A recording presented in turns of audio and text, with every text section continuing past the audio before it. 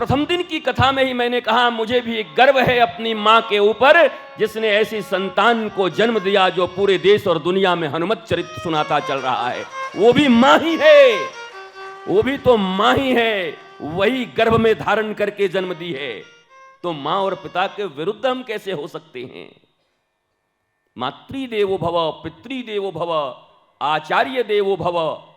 आचार्य और गुरु का नंबर तो तीसरा है। जब ये दो गुरु चूक जाते हैं तो तीसरा क्या करेगा? हिंदी और अच्छा, जब पहले हम पढ़ते थे तो हमारे जो ग्रेजुएशन होते थे तो उसमें 3 सब्जेक्ट तो होते ही थे, एक ऑनर्स रखते थे, बाकी 2 ऐच्छिक जो आपको रखना है। ठीक है। अब दोनों विषय में कोई फेल कर जाए तो एक में पास होके भी क्या करेगा? अगर गुरु अच्छा मिल भी जाए और ये दोनों जो पहले गुरु मिले हुए थे, मातृदेवो पितृदेवो, वो दोनों ही असफल हो चुके हैं, तो ये तीसरा आचार्य क्या करेगा? मां अच्छी मिल गई तो भी काम बन जाता है, जैसे प्रहलाद का बन गया। पिता 1 नंबर का दानव, असुर, राक्षस, पर मैया का मन लगे सत्संग में, कयाधु का।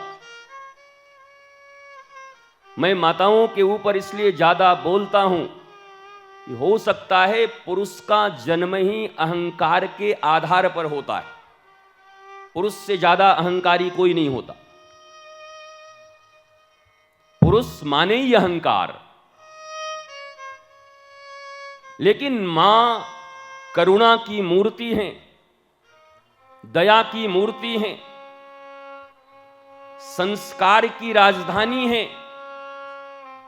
समस्त संस्कार अपने पुत्र पुत्रियों के भीतर देने में अगर अकेले कोई समर्थ है, पिता न भी दे तो काम चलेगा। पिता तो नहीं दे रहे थे हिरण्यकश्यपु, वो तो और बिगाड़ ही रहे थे। अपनी यूनिवर्सिटी में डाल दिया था, संडा मर्क की यूनिवर्सिटी में, जहां छल कपट और प्रपंच सिखाए जाते थे, वहां अपने बच्चे को डलवा दिया था स्कूल में। पर मां कैसी थी?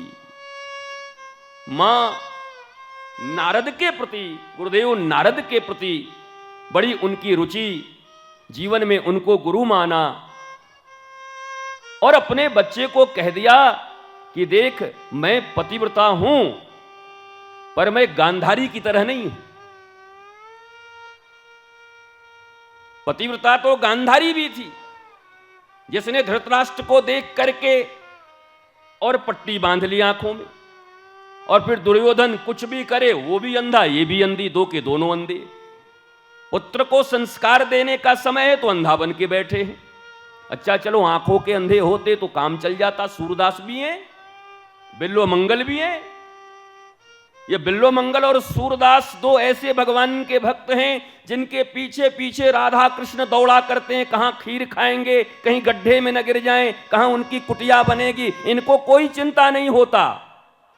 राधा कृष्ण दौड़ते इनके लिए, ठाकुर जी दौड़ते इनके लिए।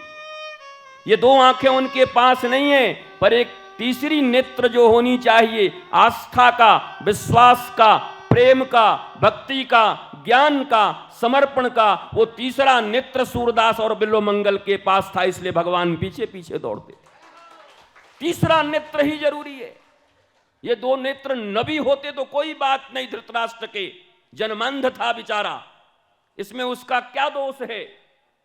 लेकिन दोष तो उस गांधारी का है जिसने अपने पति के पतिव्रता का पालन करने के लिए मर्म न जाने धर्म बखाने, धर्म के मर्म को न समझा, बल्कि धर्म के ऊपर खोली को समझ करके धर्म को अपनाने की चेष्टा करी। अपने और अपने पुत्रों समेत सबका नाश करवा दी, सबको मरवा दी, खत्म हो गए कौरव। उनको तुम अच्छा मां बाप कहोगे जिन्होंने अपने बच्चों को खत्म करवा दिया?